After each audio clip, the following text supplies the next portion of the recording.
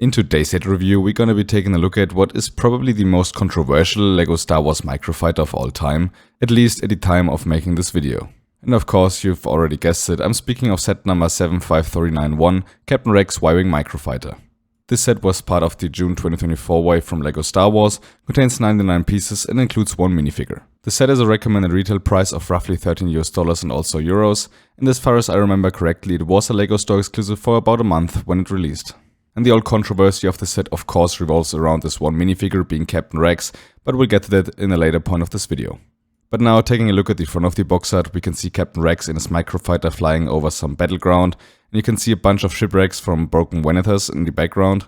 It's probably from season 7 of the Clone Wars, but I haven't watched that season in a while, so I'm not entirely sure if this is really the case, but it would make sense because this blue Y-Wing only really appears in the last season of the Clone Wars. On the backside we can see a picture of the one and only play feature in the set, we see another angle of the Y-Wing, and we see Captain Rex as he's walking through the dust. When opening the set, you get a total of 2 numbered bags, an extra bag for the clone accessories, you of course also get an instruction manual, and the cloth piece for Captain Rex comes in this cardboard protector box. But now let's take a look at the controversy of the set, and yeah, it's about this small minifigure from Captain Rex. To explain why there was such a big controversy about this little guy, I'll have to take a deeper dive into the topic. But before that, let's take a look at the actual details and quality of this minifigure. On Captain Rex's helmet there's a huge amount of detail. You can see all of these markings for, I think, his lost brothers, but I'm not entirely sure, these could also be battle droid markings. Then you also see these blue insignias that he has on there, you see the welding seams over his helmet, and also a lot of details overall. What is also pretty neat is that this helmet is the new helmet mold, so with the helmet holes, and while they aren't entirely accurate from the height and they're also double molded there, you can now finally add a rangefinder to Captain Rex's helmet. This was one of the big details that was missing on the older figure from 2013, which we will also compare him to in a second. Now you can finally add the rangefinder, which just, rounds off the look from Captain Rex way more. You're also gonna find some details on his torso, and overall I would say the torso print looks pretty decent. Yeah, the ammo pouch is a little bit big, it's more like an Ahsoka show version and not really like the Clone Wars. And yeah, while it's not 100% accurate and it seems a little bit too big, it doesn't really matter for me, I don't really care about this. What I'm very happy about is that LEGO decided to give him a cloth piece for the pauldron. It would have been way worse if they chose to try to print this onto the torso or something like that. I think this could not look good.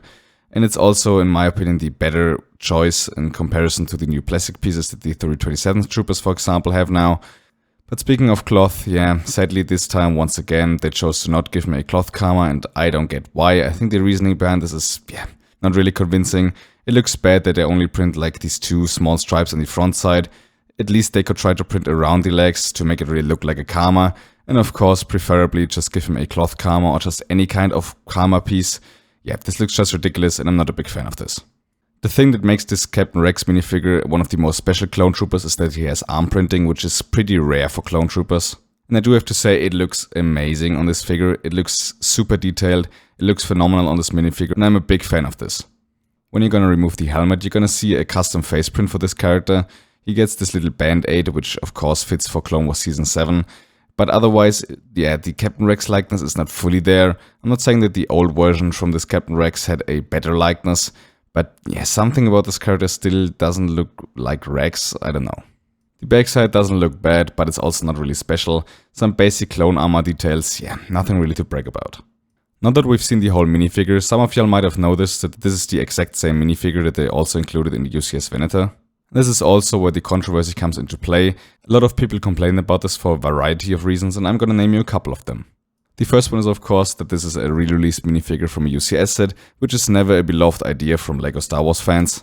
People just want to have UCS minifigures as full exclusives, which I get to a certain degree, but you still have the exclusive Admiral Yularen, so I couldn't care less.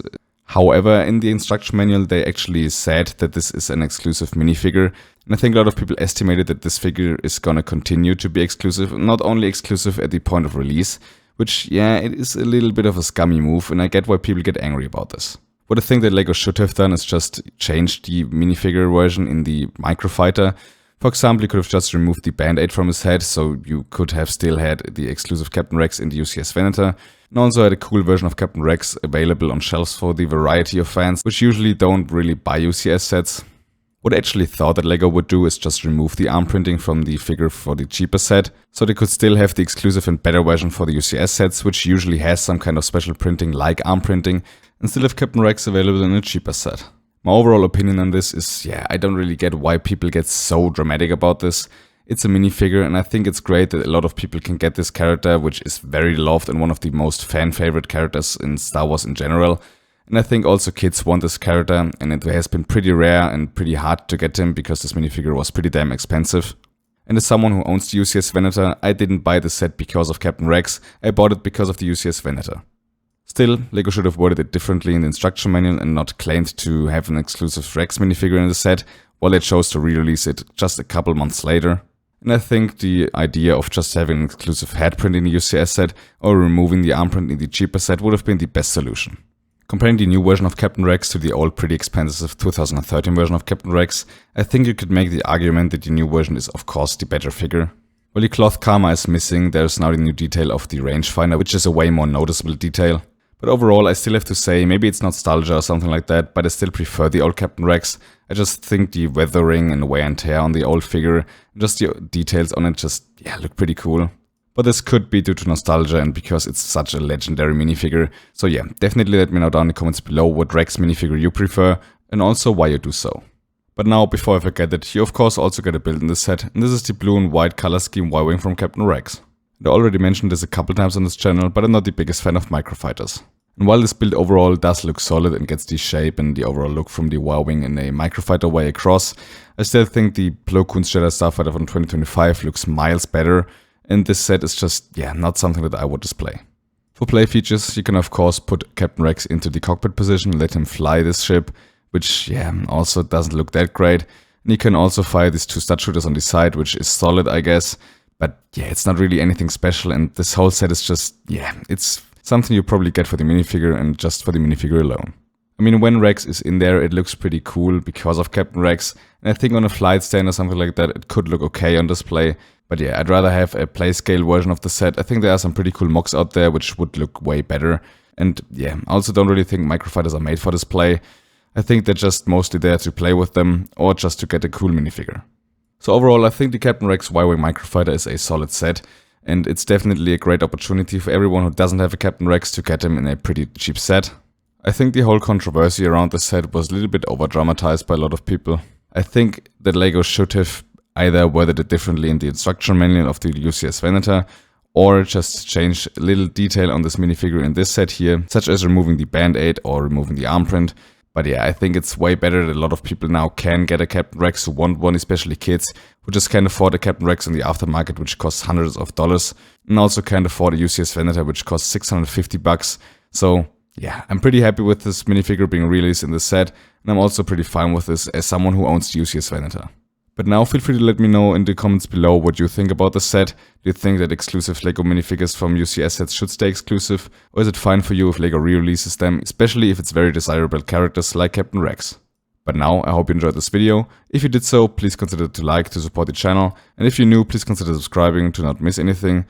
Feel free to check out the other reviews on this channel. And other than that, have a great day.